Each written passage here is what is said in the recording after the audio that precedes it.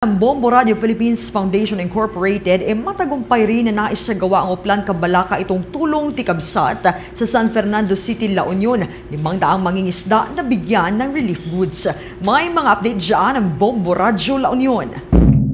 Tagumpay ang isinagawang relief operation ng Bombo Radio La Union sa tulong ng Diocese of San Fernando para sa 500 katao na matinding naapektuhan ng nagdaang bagyong Emo mula sa 5 coastal barangays dito sa siyudad ng San Fernando. Sa katunayan, higit pa sa 500 katao ang pumila sa Oplan Cabalaka Tulong Tikabsat matapos malaman ang isasagawang relief operations ng Bombo Radio La Union.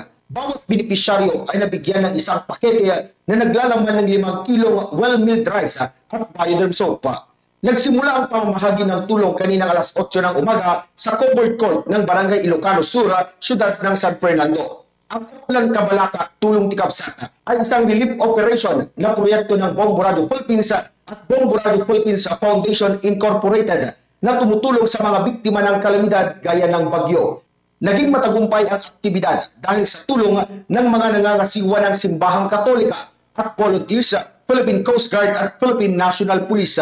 Patungkol sa proyektong ito, malaki ang pasasalamat ng Our Lady of Perpetual Help Parish sa Pagdalagan Norte sa pamamagitan ni Grace Remando Flores, ang pinuno ng Parish Social Action Commission, sa tulong na ibinahagi ng Bombo Radio Philippines para sa mga biktima ng bagyo.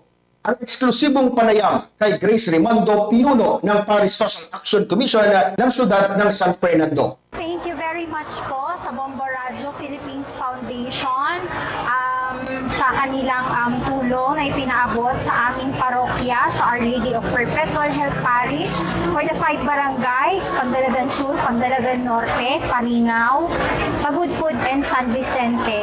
From the bottom of our hearts and our parish priest, thank you very much sa lahat po na nag-volunteer na tumulong para maging successful po itong ating activity ngayon. Maraming salamat po. God bless po.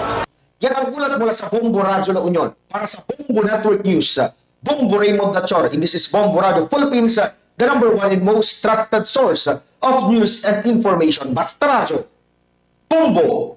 For the most trusted source of news and information, visit our website at www.bomboradio.com. Follow us on Bombo Radio mobile app, Facebook, YouTube, TikTok, and X, formerly Twitter. Like, share, and stay connected. Anytime, anywhere.